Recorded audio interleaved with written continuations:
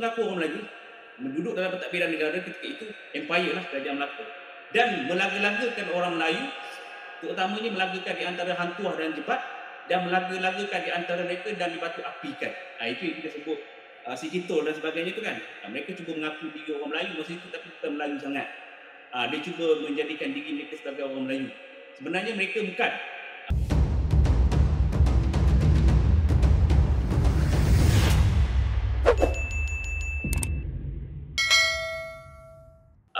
Istilah khianat ni di mana-mana negara ataupun di mana-mana tempat sekalipun mesti ada satu manusia yang memiliki kepentingan duniawi untuk dirinya sendiri. Jadi dia melakukan perkara tersebut kerana hal dunia tersebut baik. Kalau kita kata dahulu kala memiliki satu pengkhianatan, yalah saya cerita bab Melayu lah, saya tak cerita bangsa lain, saya tak reti nak cerita bangsa lain, jadi saya cerita tentang Melayu sajalah.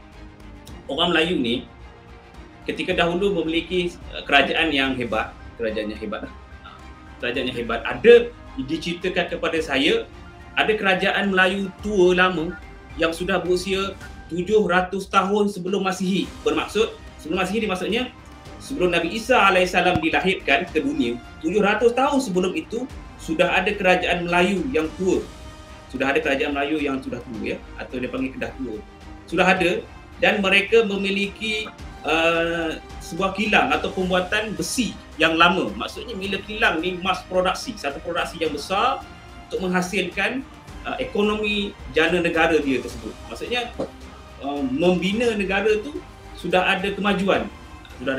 Jadi bila wujud satu kemajuan, bila wujudnya satu kehebatan dalam sesebuah pentadbiran negara, mestilah kita memiliki satu manusia yang tidak lain tak bukan cabaran, iaitu orang-orang yang mengkhianati musuh, ataupun kemungkinan juga pihak musuh itu sendiri menyamar menjadi orang Melayu, memakai tanjak, memakai seluar, memakai samping, berkeris seperti orang Melayu. Sebenarnya mereka bukan Melayu, yang cuba mengaku Melayu, yang ingin menjatuhkan maruah di tempat sendiri. Dan tak heran kalau kita kata melihat, dan kalau kita kata bahawasanya kalau kita cerita tentang kelebihan orang Melayu, mesti ada orang akan ketawakan. Kalau kita cerita tentang kelebihan dan kekuatan bangsa kita, mesti ada orang akan lakukan sesuatu untuk menghalang sesuatu kebijaksanaan, kebitaraan orang Melayu itu untuk lebih maju.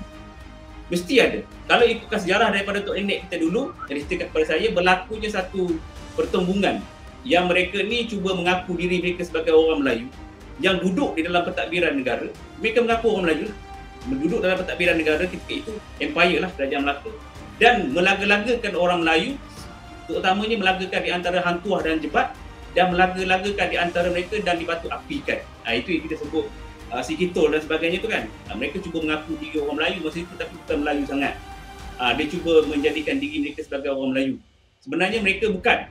Mereka memiliki kepentingan dagangan dan perniagaan saja supaya tidak ada orang lebih daripada mereka, dan untuk melakukan kerosakan tersebut, maka dia dibayar oleh pihak musuh untuk membuka pintu supaya Kerajaan Melaka boleh dimasuki oleh Portugis.